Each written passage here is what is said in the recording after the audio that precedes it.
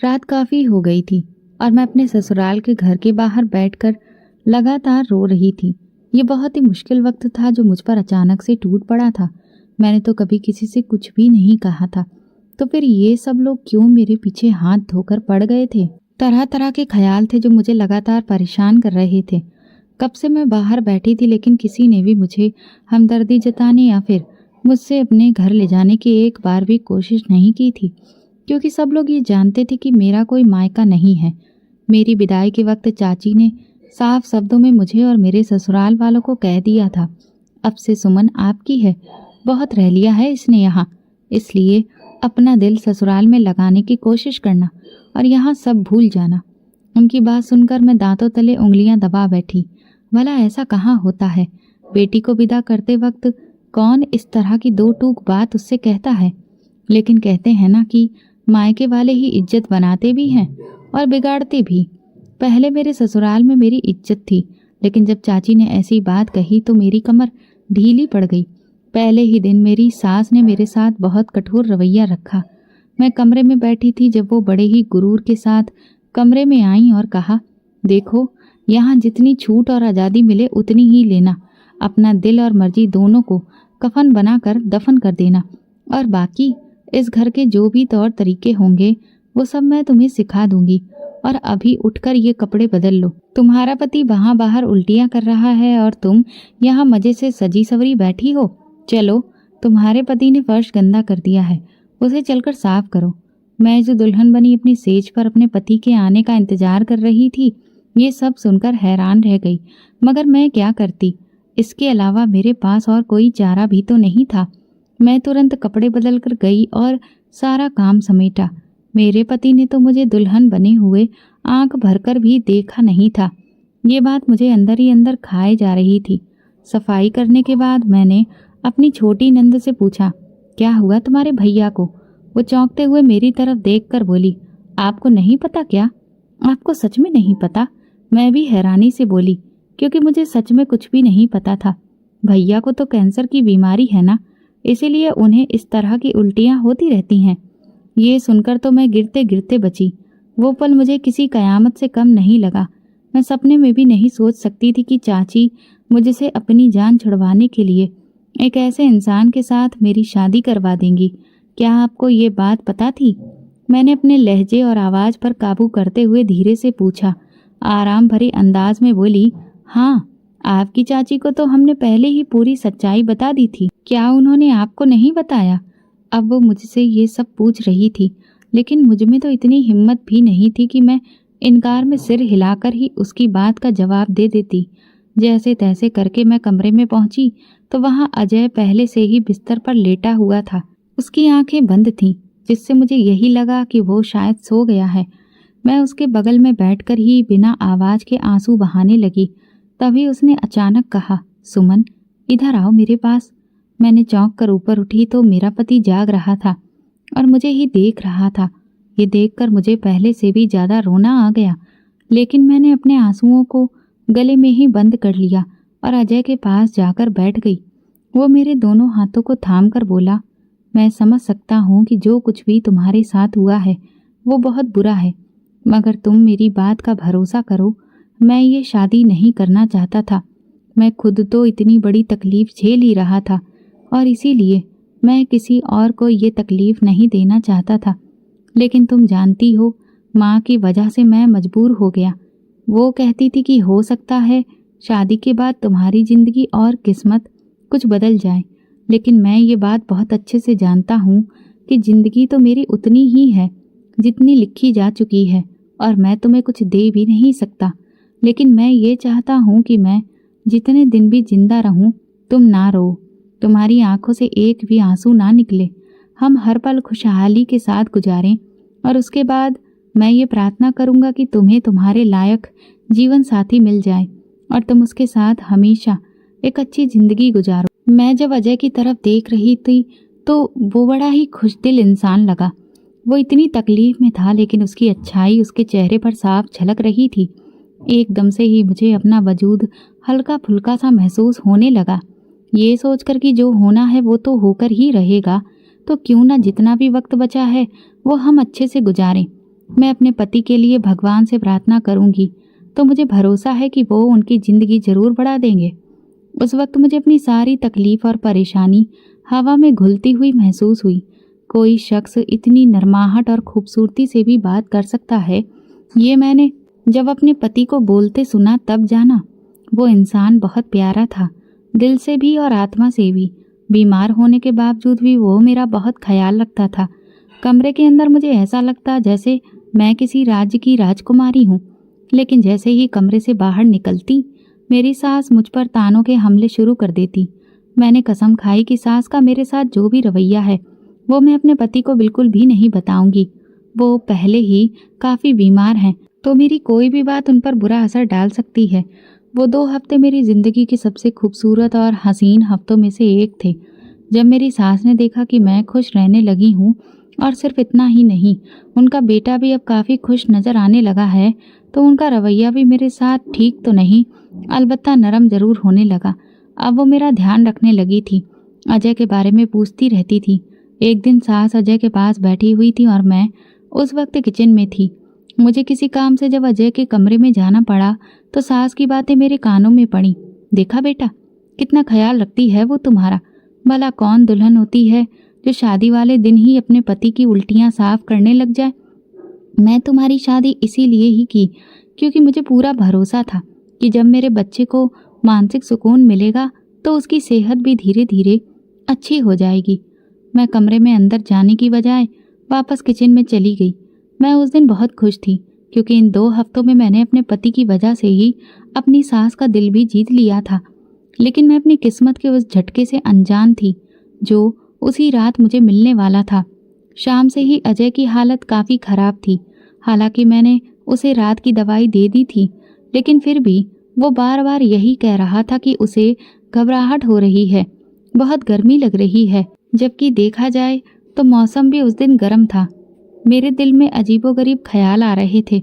मेरी सास किसी शादी पर गई हुई थी। मैं उन्हें लगातार फ़ोन कर रही थी, लेकिन शायद वहाँ शोर की वजह से उन्हें रिंगटोन नहीं सुनाई दे रही थी। जब मैं बहुत ज़्यादा परेशान होने लगी तो अजय ने मुझे अपने पास बिठा लिया और कहा, सुमन, मेरी बात ध्यान से सुनो। मेरी ज़िंदगी शायद इतनी ही थी। तुमने इन 2 हफ्तों में मुझे जो खुशी दी है वो सारी उम्र नहीं मिली। हमेशा हर किसी ने बेचारा समझकर मेरे साथ अजीब व्यवहार किया। तुमने मुझे पति समझकर इज्जत दी। तुम मुझसे वादा करो कि मेरे बाद तुम अपनी ज़िंदगी को रोकोगी नहीं, बल्कि अपना घर बसाओगी, शादी करोगी। लेकिन हाँ, मुझे हमेशा याद करना, क्योंकि मैं भी मरने के बाद तुम्हें हमेशा याद करूँगा।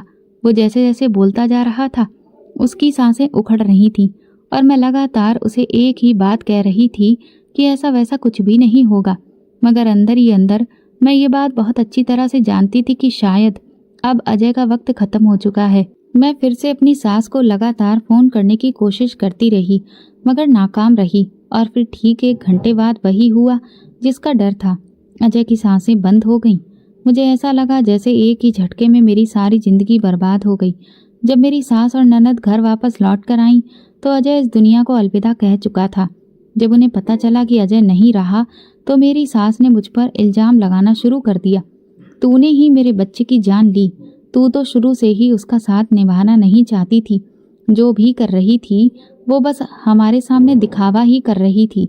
मैं उनकी बातों को बार बार नकार रही थी कि ऐसा कुछ भी नहीं है, लेकिन उन्होंने तो मुझे ही मुजरिम साबित कर दिया। अच्छा भला मेरा बेटा ठीक हो रहा था। तुम्हें मौका नहीं मिला उसकी जान से छुटकारा दिलाने का। भला ऐसा कैसे हो सकता है कि पहली बार मैं अपने बेटे को तुम्हारे पास बिल्कुल अकेला छोड़ कर गई और फिर वो एक ही रात में इस दुनिया से भी चला गया। घर में काफ़ी देर तक ये सब कुछ चलता रहा। मेरी सास ने मुझे अपने पति के पास तक नहीं आने दिया।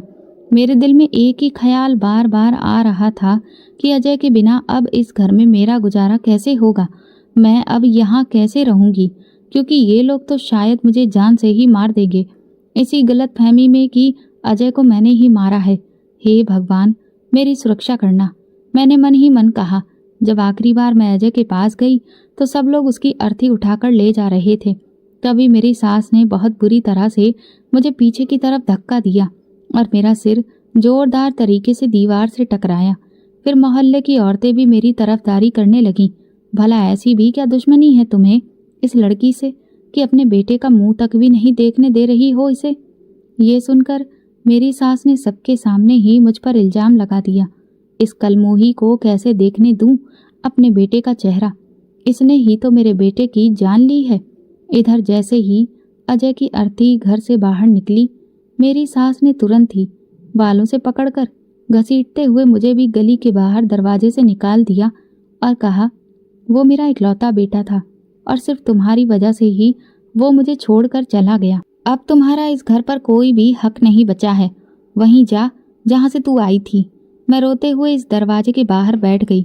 कुछ भी समझ में नहीं आ रहा था और मुझे हमदर्दी वो तो वहीं पर सब लोगों की खत्म हो गई थी, क्योंकि वहां सभी लोगों ने मेरी सास की बात पर भरोसा कर लिया कि अपने बीमार पति की जान मैंने ही ली है। रात काफी गहरी होती जा रही थी। जब दूर दूर तक देखा तो दुकानें और घर सब बंद थे। कोई भी इंसान बाहर चलता फिरता नहीं दिख रहा था। अपने पति के गम के बाद अब एक अजीब सा डर मेरे ऊपर हावी होने लगा था। मैंने अपना दुपट्टा अच्छे से अपने आसपास लपेटा। तभी मुझे किसी के कदमों की आवाज़ सुनाई दी। मैंने अपना चेहरा घुमाकर देखा तो गली की शुरुआत से ही एक आदमी गली में दाखिल हो रहा था। उसे देखकर मेरी सांस गले में ही अटक गई, लेकिन मैं जैसे तैसे खुद को संभाल कर वहीं पर बैठी रही।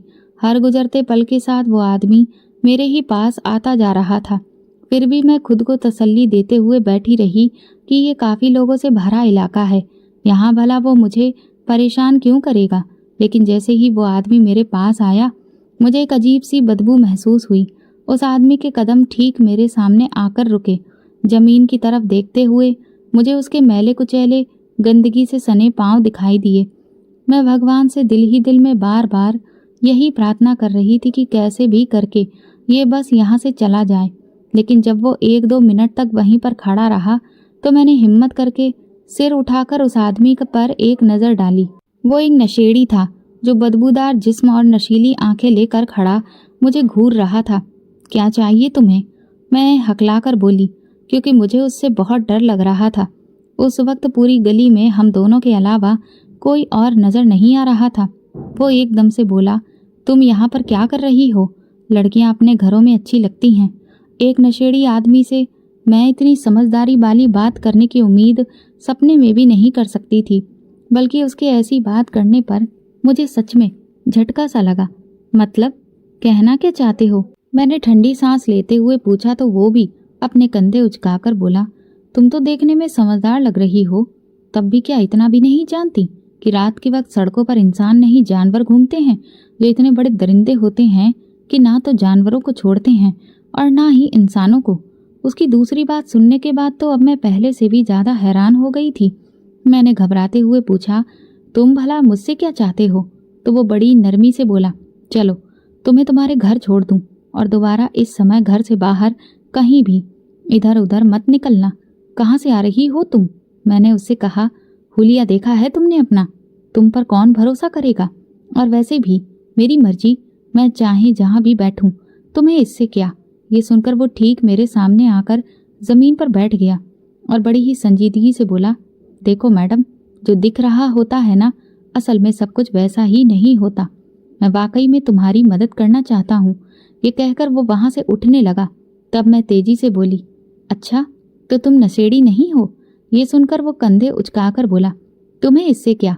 इससे पहले कि वो वहाँ से चला जाता, मेरे दिल ने उस वक्त मुझसे कहा कि जब हर दरवाज़ा बंद हो जाए तो भगवान खुद कोई और रास्ता निकाल देता है, और शायद ये नशेड़ी आदमी उसी रास्ते की एक कड़ी है। मैंने धड़कते दिल के साथ कहा, मेरा कोई भी घर नहीं है। तो वो चौंक कर मुझे देखते हुए बोला, लगता है आज ही दरबदर हुई हो। चलो कोई बात नहीं, आओ मेरे साथ, लेकिन याद रखना, अगर मेरे साथ चल रही हो तो फिर मुझ पर यकीन करके ही चलना, वरना यहीं बैठी रहो। मुझे तुम्हारी कोई ज़रूरत नहीं है। शुरू से लेकर अब तक मैंने अपनी ज़िंदगी में बस मुश्किलें ही देखी थी। आसानी का मतलब तो मुझे सिर्फ अजय के साथ रहकर ही समझ आया था। अगर उस नशेड़ी के साथ जाने के बाद 2-4 मुश्किलें आ भी जाती तो मेरे लिए ये मामूली बात होती। हो सकता है ये मेरी कोई गलतफहमी हो और मेरी ज़िंदगी थोड़ी आसान हो जाए। मैं हाथ झाड़कर उठकर खड़ी हो गई। मुझे थोड़ी दूरी बनाकर चलना, समझ गई हो ना? किसी को शक नहीं होना चाहिए कि तुम और मैं साथ में हैं। तुम मुझसे आगे आगे चलोगे और मैं तुम्हारे पीछे पीछे आऊंगी, और जहां पर मुड़ना होगा मैं तुम्हें धीरे से पीछे से बता दूंगा। उसके मुंह से अपनी सुरक्षा को लेकर कहे गए शब्दों को सुनकर एक लम्हे के लिए मैं हैरान जरूर हो गई थी, लेकिन अभी मेरे पास इतना वक्त नहीं था कि बैठकर और भी कोई फिक्र करूं। तो उसके बताए हुए निर्देशों को सुनते हुए मैंने अपना पहला कदम उस रास्ते की तरफ उठाया, जो कि काफी मुश्किल था। लेकिन फिर काफी देर तक चलते रहने के बाद हम दोनों बहुत दूर निकल आए थे। तकरीबन हम शहर के आखिर में पहुंच चुके थे। इसके आगे कुछ गांव और कच्ची बस्तियां शुरू होती थीं। रास्ता बताते हुए वो मुझे एक कच्ची बस्ती में ले आया, जहां शहर के सबसे गरीब तबके के लोग इकट्ठा हुए थे। ये कौन सी जगह है? मैंने हैरानी से पूछा तो वो कंधे उचकाकर बोला, मुझे नहीं लगता कि अब तुम्हें कोई सवाल करना चाहिए, इसलिए चुपचाप चलो और खामोशी से मेरा साथ दो। कच्ची बस्ती में आकर अब वो मेरे बराबर में ही चलने लगा था। चल चल कर मेरी टांगें दुखने लगी थीं, लेकिन उस नशेड़ी को देखकर बिल्कुल भी नहीं लगता था कि इतनी दूर चलने के बाद भी उस पर कोई असर पड़ा हो। शायद इतनी दूरी उसके लिए मामूली थी। कुछ ही देर में हम लोग एक छोटी सी बिल्डिंग के सामने खड़े थे, जिसमें कुल मिलाकर बस 3 मंजिलें ही थीं और जिसकी हालत एकदम खस्ता थी। आ जाओ, अंदर आ जाओ। उसने मुझे अंदर आने का इशारा किया। तब उस लम्हे पहली बार मेरा दिल किया कि मैं इनकार कर दूं, लेकिन उस वक्त मैं बहुत मजबूर थी, और मजबूरियां इंसान को हर वो काम करने के लिए उकसा देती हैं जिसके बारे में वो कभी सपने में भी नहीं सोच सकते। अपने आप को भगवान के भरोसे छोड़कर मैं उस बिल्डिंग में दाखिल हो गई। अंदर जाकर मैंने देखा कि रिहायशी इलाका अलग था और एक तरफ सीढ़ियां बनी हुई थीं। वो नशेड़ी मुझे ऊपर ले आया। दूसरी मंजिल पर आकर उसने एक कमरे का दरवाज़ा खोला। मैं जैसे ही अंदर दाखिल हुई तो बदबू के गुबार मेरी नाक में भरने लगे। मैंने घबराकर नाक पर अपना दुपट्टा रख लिया। वो नशेड़ी मुझे देखकर तंजिया मुस्कुराया और फिर धीरे से बोला, कोई बात नहीं, कुछ दिनों में तुम्हें सबकी आदत हो जाएगी। हम सब जब अंदर आए तो उसने एक कमरे की तरफ इशारा करते हुए कहा, तुम वहां पर सो सकती हो। किसी चीज़ की ज़रूरत हो तो मुझे बिल्कुल भी मत बताना। मैं तुम्हें सिर्फ रहने के लिए छत दे सकता हूँ। बाकी की ज़िंदगी तुम्हें खुद अपने भरोसे पर ही गुजारनी है। मैं उस इंसान की बातों पर जितना हैरान हो रही थी वो कम ही था। नाम क्या है तुम्हारा? इतनी देर में मैंने ये पहला सवाल किया तो वो कहकहा लगाकर बोला, कुछ भी हो सकता है, चलो अब सो जाओ, मुझे भी बहुत नींद आ रही है। जब वो दूसरे कमरे में चला गया तो मैं उस कमरे में आ गई जहाँ पर कुछ भी नहीं था, इसलिए गहरी सांस लेकर मैं फर्श पर ही लेट गई। ऐसा लग रहा था कि जैसे वो कमरा सिर्फ स्टोर रूम के तौर पर इस्तेमाल किया जाता हो, इसीलिए शायद वहाँ कुछ भी नहीं था। जैसे ही ठंडे फर्श पर लेटी तो मुझे अजय की याद आने लगी। वो भी अब स्वर्ग में पहुंचकर अपने हिसाब किताब में व्यस्त होगा। ये सोचकर मुझे बहुत रोना आया और मैं रोने लगी, और फिर ना जाने कब यूं ही लेटे लेटे मुझे नींद आ गई। जब आंख खुली तो सुबह का वक्त हो रहा था। कुछ देर बाद कुंडी बजी तो मैंने उठकर दरवाज़ा खोला। देखा कि सामने वही नशेड़ी खड़ा था। उसके हाथ में एक बैग था। तुम तो लगता है कि घोड़े बेचकर ही सो गई हो। कितनी बार मैं तुम्हारे दरवाजे पर आकर वापस चला गया। मुझे भी आखिर काम धंधे पर जाना है, तो इसीलिए इस बार मैंने हिम्मत करके तुम्हें जगा दिया। कल ही मेरा पति मरा है, मैंने सपाट लहजे में कहा तो वो बड़े ही सुकून भरे अंदाज में बोला, ओहो, ये सुनकर तो मुझे बहुत दुख हुआ। लेकिन सुनो, इस दुनिया में जिंदगी दुख के साथ नहीं गुजारी जा सकती, इसे हर हाल में जीना पड़ता है। खैर, फिलहाल तुम नाश्ता करो, फिर शाम को मिलेंगे। और मैं बाहर से ताला लगाकर जा रहा हूँ, इसलिए दरवाज़ा खोलने की कोशिश मत करना और ना ही खिड़कियों से बाहर झांकना। ये तुम्हारा शहर नहीं है जहाँ हर इंसान शरीफ हो। ये इलाका जरा खतरनाक है। कुछ ही दिनों में तुम्हें यहाँ रहने के तौर तरीके पता चल जाएंगे। इसके बाद तुम जैसे चाहो वैसे रह सकती हो, मगर अभी मेरी मजबूरी है। मैं तुम्हारी खातिर अपना काम नहीं छोड़ सकता। तुम नशेड़ी नहीं हो ना, बस बनने का ड्रामा कर रहे हो, मैंने कहा। तो वो मुस्कुराकर बोला, मैं सिर्फ तुम्हारे सामने नहीं बन रहा, वरना अगर बनना चाहूँ तो तुम्हें कभी भी शक ना हो। अब मैं और ज़्यादा बातें नहीं कर सकता। मैं शाम को आऊँगा, फिर देखते हैं कि आगे क्या करना है। और हाँ, अपने कमरे में ही रहना, इधर उधर झांकने की कोशिश मत करना। तो इस तरह से कह रहे हो तुम जैसे तुमने दुनिया की हर सुख सुविधा तुम मुझे दे रखी हो। मुझे ना बाहर जाना है, ना इधर उधर झांकना है, ना कमरे से निकलना है, तो क्या करूंगी यहाँ बैठकर? पता नहीं क्यों, लेकिन मुझे उस पर बहुत गुस्सा आया। शायद मैं निश्चिंत हो गई थी कि चार दीवारी में मैं सुरक्षित हूँ। रात को तो तुम्हारी जुबान इतनी नहीं चल रही थी, लेकिन खैर, होता है जब इंसान को ये भरोसा हो जाए कि अब वो बिल्कुल सुरक्षित है, तो फिर वो बातें करने लगता है। इसमें तुम्हारी कोई गलती नहीं। मैं उसकी बातों पर हैरान रह गई कि उसे मेरे मन में चल रही बातों का किस तरह से अंदाजा हो गया, मगर तब तक वो जा चुका था। उसके जाते ही मैंने नाश्ता किया। उसने बैग में 2 आलू के पराठे रखे थे और मुझे भूख भी बहुत ज़्यादा लगी थी, क्योंकि कल शाम से मैंने कुछ भी नहीं खाया था। वो खाना खाते हुए मुझे अपनी एक दिन पहले वाली हालत याद आ रही थी, जब मैं अजय की पत्नी के तौर पर अपने ससुराल में ना सिर्फ रह रही थी, बल्कि उन लोगों के सारे काम भी कर रही थी। और आज मैं अजय की विधवा बनकर इस तरह से दर बदर भटक रही थी। पता ही नहीं चला कि कब खाना खाते हुए मेरी आंखों से आंसू बहने लगे, जिन्हें मैंने साफ करने की भी जरूरत महसूस नहीं की। नाश्ता करने के बाद मैं फिर से थोड़ी देर फर्श पर लेट गई। जब लेटे लेटे थक गई तो उठकर पूरे घर का जायजा लेने लगी। वहां पर 3 कमरे थे। एक कमरा लॉक था और एक कमरे की कुंडी लगी थी। तीसरा कमरा मेरा था, जहां कुछ भी नहीं था। इसके अलावा एक कोने में बाथरूम और छोटा सा किचन था, जहां पर एक 2 किलो का सिलेंडर और कुछ टूटे फूटे बर्तन रखे थे।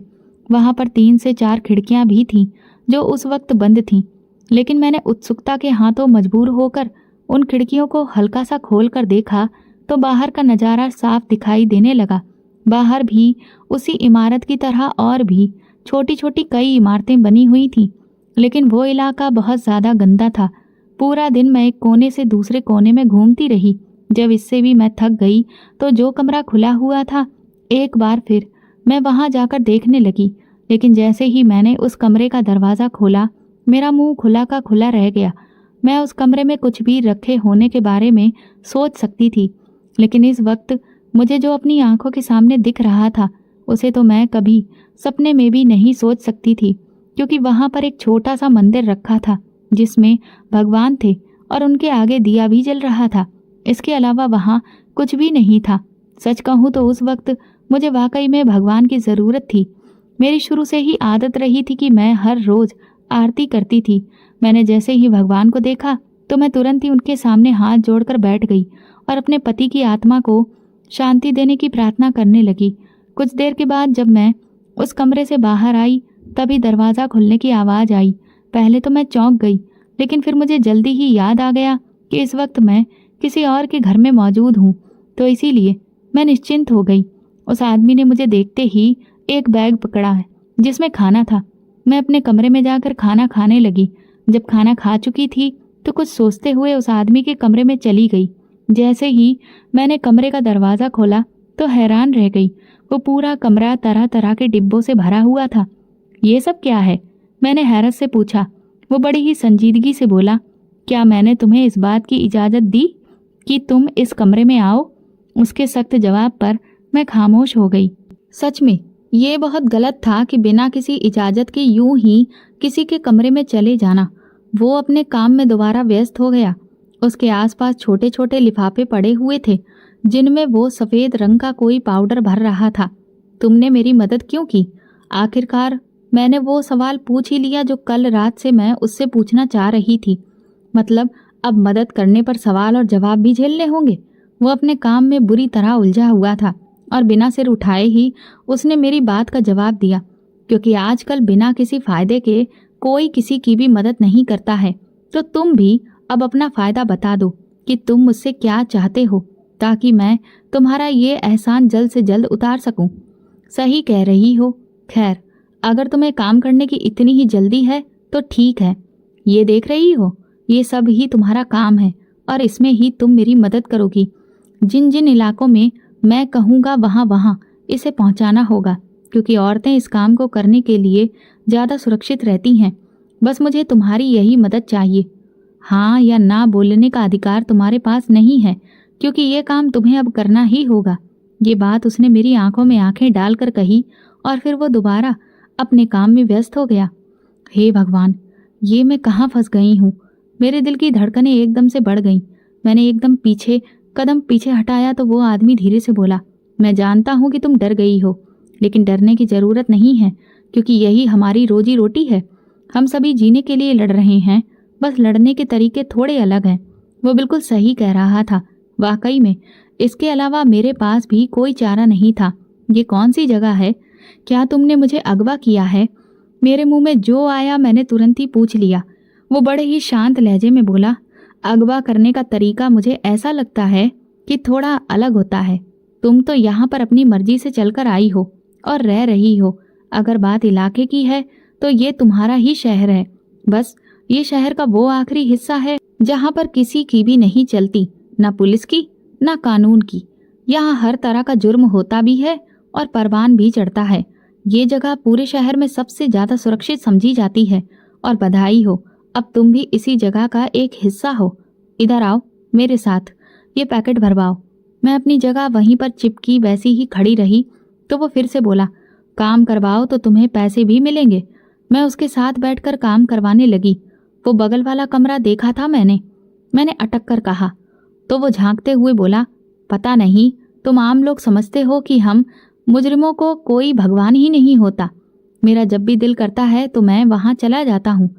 तुम वो कमरा इस्तेमाल कर सकती हो, वो बहुत ही पवित्र जगह है। मैंने उसकी इस बात पर सिर हिला दिया। रात से मैं उस आदमी के साथ थी, लेकिन मुझे अभी तक भरोसा नहीं हो रहा था कि वो इस तरह का कोई धंधा करता होगा। जैसा उसका हुलिया था, उससे साफ लगता था कि वो आदमी सख्त नशे के असर में है। लेकिन जब मैं उससे बात कर रही थी तो वो बड़े ही सामान्य और संजीदा अंदाज में मेरी हर बात का जवाब दे रहा था। क्या तुम भी नशा करते हो? काम के दौरान मैंने धीरे से उससे पूछा तो वो अपना सिर इनकार में हिलाकर अपने काम में दोबारा व्यस्त हो गया। मेरा सवाल अधूरा ही रह गया था। वो मुझे गौर से देखते हुए बोला, देखो, जो दिखता है वही बिकता है।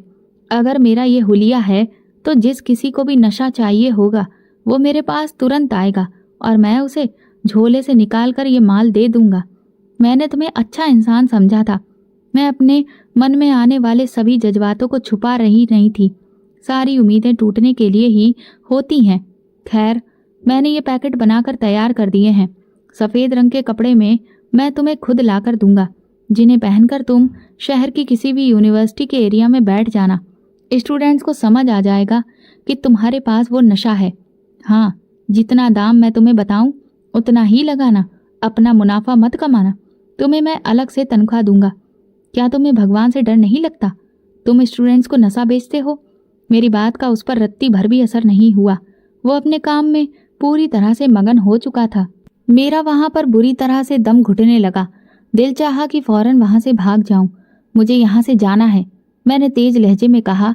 तो वो मुझे एक नज़र देखकर वापस अपने काम में व्यस्त हो गया। फिर उसने बड़ी ही संजीदगी से कहा, मेरे लिए नहीं तो किसी और के लिए काम करना पड़ेगा। अच्छा बताओ, अगर तुम ये काम नहीं करोगी तो इसके अलावा और क्या काम कर सकती हो? मतलब मुझे वो इंसान अब कपटी लगने लगा। बताओ ना, इसके अलावा क्या काम कर सकती हो? बच्चे उठा सकती हो? ये सुनकर मेरी तो चीख ही निकल गई। हे भगवान, मैं ये कैसी जुर्म की दुनिया में आ गई हूँ।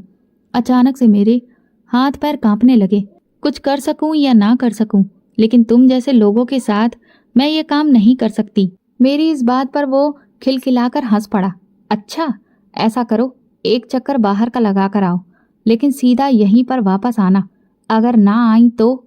मैंने सवालिया अंदाज में पूछा तो कंधे उचकाकर बोला, मैंने तुम्हें अगवा नहीं किया है। जाना चाहो तो जा भी सकती हो, तुम्हारी मर्जी है। मुझे कोई फर्क नहीं पड़ेगा, क्योंकि मेरा काम तुम्हारे ना होने से रुकने वाला नहीं है। तुम नहीं करोगी तो कोई और आ जाएगा। जाओ, एक चक्कर लगा कर आओ।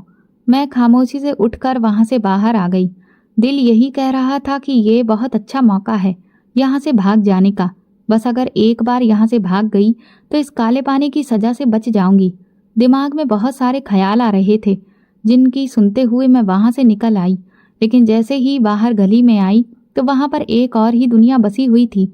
बच्चे, बूढ़े, बड़े, जवान, हर तरह के लोग वहां पर मौजूद थे। कहीं पर टूटे फूटे बिल्डिंग्स बनी तो कहीं पर झोपड़ियां बनी हुई थीं। लोगों के हाथ में हथियार तो बड़े आराम से पकड़े हुए घूम रहे थे। बस इतना ही नहीं, 2-3 गलियां गुजर कर देखा तो वहां लड़कियां धंधा कर रही थीं और एक जगह पर कुछ लोग बैठकर चरस फूंक रहे थे। वहां किसी को भी कोई डर नहीं था। हर कोई बड़े ही सुकून में नजर आ रहा था, जैसे जुर्म करना ही उन सबका जीना है। मैं वहीं घूम रही थी कि तभी अचानक एक मोटा सा आदमी मेरे ठीक सामने आकर खड़ा हो गया। ए लड़की, तुम यहाँ क्या कर रही हो? यहाँ की तो नहीं लगती हो तुम। क्या तुम्हें पुलिस ने यहाँ पर जासूसी करने के लिए भेजा है? मुझसे तो कुछ भी बोला ही नहीं जा रहा था। उस आदमी के सामने गई। उसने एक बंदूक अपनी कमर के पीछे पहन रखी थी। उसके पीले दांतों के साथ वह आदमी हद से ज्यादा घिनौना इंसान लग रहा था। ये मेरी लड़की है, कुछ तो ख्याल कर दिलेर। इस आवाज को सुनने के बाद मैं तुरंत पीछे मुड़कर देखा तो वो नशेड़ी ठीक मेरे पीछे खड़ा था। उस्ताद, तेरी है तो इसे कुछ समझा कर भेजना था ना। बेकार में अभी ये मेरे हाथों मारी जाती। चल घर जा और इसे कुछ अकल सिखा दे। वो आदमी वहां से चला गया तो मेरी सांस में सांस आई। बताओ, रह सकती हो यहाँ इस शहर में अकेली? जो तुम्हें यहाँ सब कुछ खुला दिखाई दे रहा है वही सब इस शहर की हकीकत है कि यहाँ लोग अपने गुनाह और भेष छुपाकर घूमते हैं। तुम मेरा पीछा करते रहे। उसकी सारी बात को नजरअंदाज करते हुए मैंने तुरंत ये बात पूछी, अगर नहीं करता तो बिना बात मारी जाती। बताओ, अभी यहाँ पर घूमना है या फिर वापस चलोगी? मैं अब उसके आगे कुछ भी कहने से पहले चुपचाप उसके पीछे पीछे चल दी। वहीं वापस आ गई जहां से मैं आई थी। इस दौरान हम दोनों ही चुप रहे। नाम क्या है तुम्हारा? घर पहुंचकर मैंने सवाल किया तो वह नरमी से बोला, रमन। लेकिन ये असली नाम यहाँ कोई भी नहीं जानता। यहाँ सब उस्ताद, नशेड़ी, पागल, चरसी इन्हीं नामों से बुलाते हैं। तुम्हारा भी जो दिल चाहे उस नाम से बुला सकती हो। कमरे में हम दोनों एक दूसरे के सामने आमने सामने बैठे थे। चाय पियोगी? मुझे कमरे में बिठाकर उसने पूछा, लेकिन बिना मेरा जवाब सुने वो चाय बनाने चला गया। मैं काफी देर वहां बैठकर वहां के लोगों और रमन के बारे में सोचती रही। आखिर क्या कहानी होगी इस इंसान की जो वो इस तरह से रह रहा है? आखिर इसके भी तो कोई घरवाले होंगे। क्या उसे सुकून की नींद आ जाती है बच्चों की जिंदगी इस तरह से बर्बाद करके? बहुत सारे सवाल थे जो मेरे अंदर उथल पुथल मचाए हुए थे। वो जब चाय बनाकर ले आया तो हमने खामोशी से चाय पी। रात को जब मैं अपने कमरे में जाने लगी तो वो संजीदगी से बोला, कल तैयार रहना, तुम्हारे कमरे में कपड़े रख दिए हैं, कल काम पर भी जाना है। मैंने हाँ या ना नहीं बोला, बस चुपचाप अपने कमरे में आ गई। मुझे नहीं याद था कि उस कमरे में पूरा वक्त क्या हुआ, फिर वो यहाँ पर कपड़े कब लाया है। भगवान मुझे बचा लेना। मैं जो कुछ भी कर रही हूँ मजबूरी में कर रही हूँ। अगर इस दुनिया में कोई मेरा होता तो इस तरह से धक्के नहीं खा रही होती। वो मेरी जिंदगी की पहली ऐसी रात थी जब पूरी रात मैंने सोने की जगह भगवान से सिर्फ शिकायतें की, वरना इससे पहले मैंने कभी कोई शिकायत नहीं की थी। मेरी माँ बड़ी ही नेक औरत थी जिन्होंने कभी भी मुझे भगवान से शिकायत करना नहीं सिखाया था। इसके बाद मैं अपनी चाची के रहमो करम पर रही और फिर सास के। जिंदगी में जो भी होता रहा उसे अपना नसीब समझकर चुपचाप झेलती रही। मगर अब दुख हो रहा था। पता नहीं कल मेरी वजह से ना जाने कितने ही लोगों की जिंदगी यहाँ बर्बाद होगी। फिर शायद पेट की मजबूरी थी या जिंदगी की, लेकिन मैंने जैसे तैसे खुद को उस काम के लिए तैयार कर लिया। सुबह रमन ने ही मुझे उठाया। मैं उठकर तैयार हो गई। दिल बुरी तरह से धड़क रहा था। उसने काले रंग का थैला मुझे पकड़ाया और कहा, ये लो।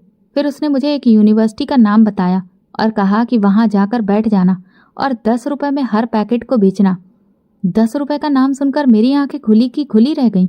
हाँ, सिर्फ 10 रुपए, ताकि ज़्यादा से ज़्यादा बच्चे हमारे पास आएं। अगर महंगा रखा तो फिर कोई भी नहीं खरीदेगा। लेकिन मैंने तो सुना था कि नशा बहुत ही महंगा बिकता है। वो धीरे से मुस्कुराकर बोला, हाँ ऐसा भी है, और तुम्हें वजह भी तो बता दी है ना। महंगा हुआ तो कोई भी बच्चा उसे नहीं ले सकेगा। फिर हम कैसे हर जगह बेचेंगे अपना माल। मैं चुप हो गई। जाने के लिए आगे बढ़ी तो वो पीछे से बोला, अगर नशा करने के बाद तुम्हें कोई गालियां दे तो चुपचाप बर्दाश्त कर लेना। मैंने कुछ भी नहीं कहा और खामोशी से वहां से चली आई। मेरा दिल तो वैसे ही घबरा रहा था, लेकिन अब जो करना था वो तो करना ही था। अगर मेरी किस्मत में इस गुनाह की दुनिया में कदम रखना लिखा था तो अब मैं वहां कदम रखकर ही रहूंगी। अगर मेरे नसीब में कुछ और लिखा होता तो भगवान फिर मुझे अपने आप ही उस रास्ते पर मोड़ देता। इसलिए मैं ऐसे ही थी, बड़े आराम से। अपनी किस्मत को स्वीकार कर लेने वाली। यूनिवर्सिटी में जैसे ही पहुंची तो बच्चे धड़ाधड़ मुझसे नशा खरीदने लगे। एक दो ने तो वाकई में गालियां दी कि नकली माल है तुम्हारा, पैसा भी तो देखो कितना कम ले रही हूं। मैंने तुरंत हाजिर जवाबी दिखाई। ये कहने के बाद मुझे खुद पर भी हैरत हुई, मगर फिर मैं खामोश हो गई। सारा दिन बच्चे मुझसे वो पाउडर खरीदते रहे। मैं सोच भी नहीं सकती थी, लेकिन 1-2 घंटे में ही वो सारा माल बिक गया था। वापस जाने की जगह मेरा दिल चाह रहा था कि मैं जाकर अपनी चाची से मिल लूं और उन्हें बताऊं कि मुझ पर क्या बीत रही है, क्योंकि मेरी सास ने तो अजय के मरने तक की खबर भी उन्हें नहीं दी थी। लेकिन फिर मैं रुक गई, क्योंकि वो तो ना जाने कब से पत्थर दिल हो चुकी थी। उन्हें मेरी खुशी या गम से कोई फर्क नहीं पड़ता था। इसलिए मैं वापस इस गुनाह की नगरी में पहुंच गई। रमन अच्छी तरह से अपने काम में मगन था। वो एक मशीन पर बैठा पाउडर बना रहा था। ये पाउडर किस चीज का है? मैंने हैरत से पूछा तो वो मुस्कुराकर मेरी तरफ देखकर बोला, ऐसे ही अपनी तरकीब तुम्हें दे दूं? ये नकली है ना? मैंने अचानक कहा तो वो धीरे से मुस्कुराया। यानी कि तुम लोगों को नकली पाउडर बनाकर बेचते हो और फिर उन्हें लूटते भी हो? मेरी बात पर सुकून से उसने मुझे देखा और कहा, 10 रुपए में लूटना ठीक है या फिर उनकी सेहत के साथ खिलवाड़ करना? मतलब? मैं उसकी बात पर दंग रह गई। वो अपने कंधे उचकाकर बोला, सादा सा फंडा है। हर बढ़ता बच्चा न जाने अपने आप को कौन सी तोप समझता है। एक बार नशा करना वो अपनी जिंदगी का सबसे कूल फंडा समझ लेता है। और कुछ ऐसे दोस्त भी बदतमीज मिल जाते हैं जो इस जिद पर अड़ जाते हैं कि जो नशा नहीं कर रहा है उसे भी जरूर इसका मजा देना है, और फिर वो जबरदस्ती इस शर्त पर लग जाते हैं, क्योंकि उन्हें भी नहीं पता होता कि असली चरस कैसी होती है। तो फिर ये क्या है? मैं जितना हैरान होती उतना कम था। ये सिंघाड़े का पाउडर है, कम से कम उन्हें ताकत तो मिले। इसे मैं पास बढ़कर आगे देखा तो सच में वहां पर सिंघाड़े ही पड़े हुए थे। इसका मतलब तुम कोई पेशेवर नशाखोर नहीं हो। मुझे तो यकीन ही नहीं आ रहा था कि ऐसी जगह रहते हुए भी भला कोई लोगों के बारे में इतना अच्छा कैसे सोच सकता है। देखो लड़की, मुझे भी किसी ने इन सब कामों में लगाने की कोशिश की थी। मैं लग भी गया था, लेकिन फिर मुझे एक नेक इंसान ने संभाल लिया। घर बार छूट गया, लेकिन कसम खा ली कि किसी को भी अपनी तरह बर्बाद नहीं होने दूंगा।